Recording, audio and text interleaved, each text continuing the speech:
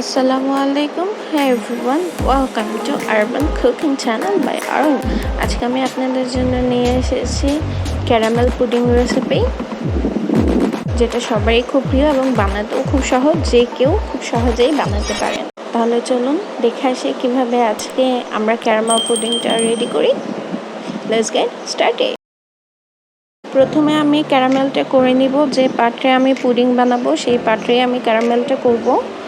তো এখানে আমি নিয়েছি 4 চা চামচ চিনি, আর এর সাথে দিয়ে দেব 4 চা চামচ পানি।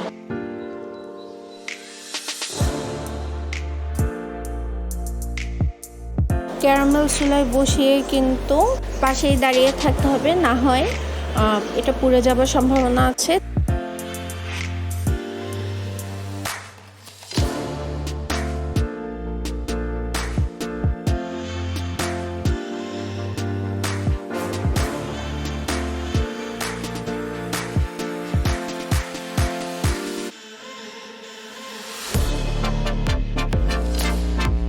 তারপরে এরকম যখন কালার আসবে তখন একটু পাত্রটাকে ঘুরিয়ে নিতে হবে এবং চুলা বন্ধ করে এটাকে নামিয়ে নিতে হবে এবং এক পাশে সেট হওয়ার জন্য রেখে দিতে হবে। এরপর একটা পাত্রে আমি 1 কাপ পানি নিয়ে নিলাম, মিডিয়াম আঁচে বসিয়ে দিয়েছি চুলায়। আর এখানে আমি দিয়ে দিব 5 চা চামচ গুঁড়ো দুধ।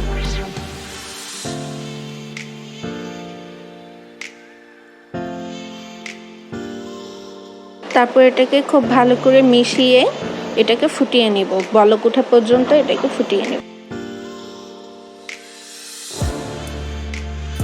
এখন একটা পাত্রে আমি 3টা ডিম ভেঙে নিব।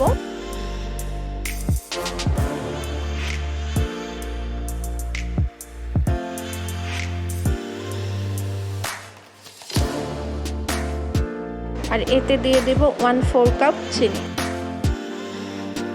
আর দিয়ে দেবো অল্প একটু লবণ। লবণটা দিলে আমার কাছে মনে হয় মিষ্টিটা ব্যালেন্স হয়ে যায়, আর আমার যে কোনো মিষ্টি জিনিসে একটু লবণ ভালো লাগে। আপনারা চাইলেই স্কিপ করতে পারেন। এগুলো দিয়ে খুব ভালো করে মিশিয়ে নিব। ডিমটাকে একটা হ্যান্ড হুইস্কের সাহায্যে চিনি এবং লবণের সাথে খুব ভালো করে মিশিয়ে নিব।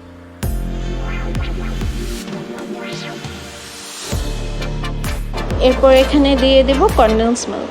কনডেন্স মিল্ক হচ্ছে আপনারা যেমনটা মিষ্টি খেতে পছন্দ করেন তেমনটা দিলেই হবে। কনডেন্স মিল্ক দিলে পুডিংটা খুবই ক্রিমি হয় এবং এর টেক্সচারও খুবই স্মুথ হয়। সো আমি সবসময় চেষ্টা করি পুডিংয়ে কনডেন্স মিল্ক দেওয়ার জন্য। না চাইলে আপনারা স্কিপ করতে পারেন, কিন্তু কনডেন্স মিল্ক দিলেই পুডিংটা বেশি টেস্টি হয়। তারপর এটাকে খুব ভালো করে মিশিয়ে নেব। এখন এরপর আমি দিয়ে দিব সেই গরম ফুটানো দুধটা।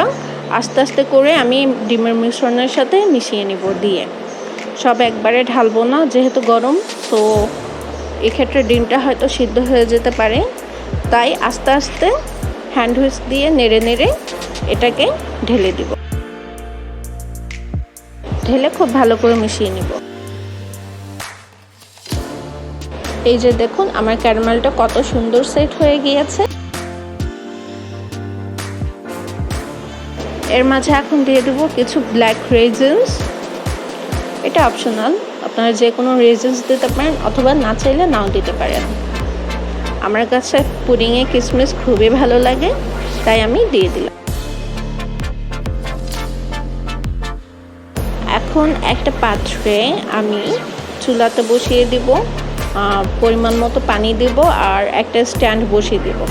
আজকে পুডিংটা আমি চুলাতেই বানাবো। কিভাবে আমি বানাচ্ছি সেটা আপনারা দেখুন। আমি ইলেকট্রিক চুলাতে বানাচ্ছি, আপনারা গ্যাসের চুলায়ও বানাতে পারেন, সেম ওয়ে ফলো করে।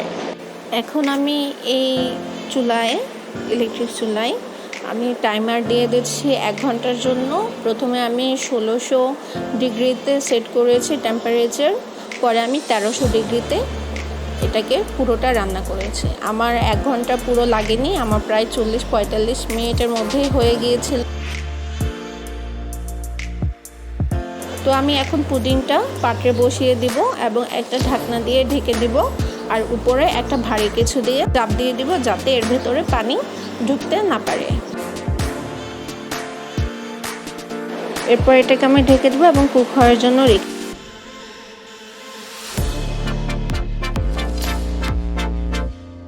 দেবো। প্রায় 35 থেকে 45 মিনিট পরে আমি একটা ছুরি দিয়ে চেক করে দেখলাম, দেখি যে ছুরিটা একদম ক্লিন এসেছে, তার মানে আমার পুডিংটা হয়ে গেছে এবং আমি নামিয়ে নিয়েছি। এখন এটাকে আমি ঠান্ডা হওয়ার জন্য কিছুক্ষণ রেখে দেব।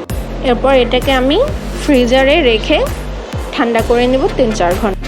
ফিরে এলাম 3-4 ঘন্টা পর। এখন এটাকে আমি মোল্ড আউট করব। প্রথমে একটা ছুরি দিয়ে এর পাশে একটু আলতো করে আলগা করে নিব।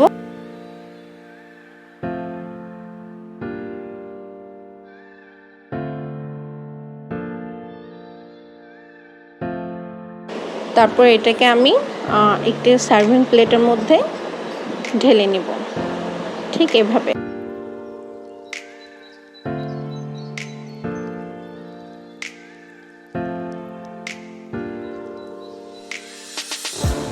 এই যে দেখুন, অনেক সুন্দর আমার পুডিংটা হয়ে গেছে। ক্যারামেলে খুব সুন্দর কালার এসেছে এবং এর টেক্সচারও কিন্তু খুবই সুন্দর এসেছে।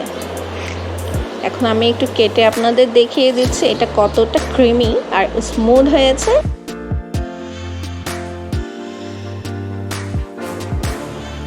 এটা দেখতে যেমন ক্রিমি আর স্মুথ হয়েছে, এটা খেতেও কিন্তু খুবই ক্রিমি আর স্মুথ, খুবই টেস্টি এবং খুবই অসাধারণ।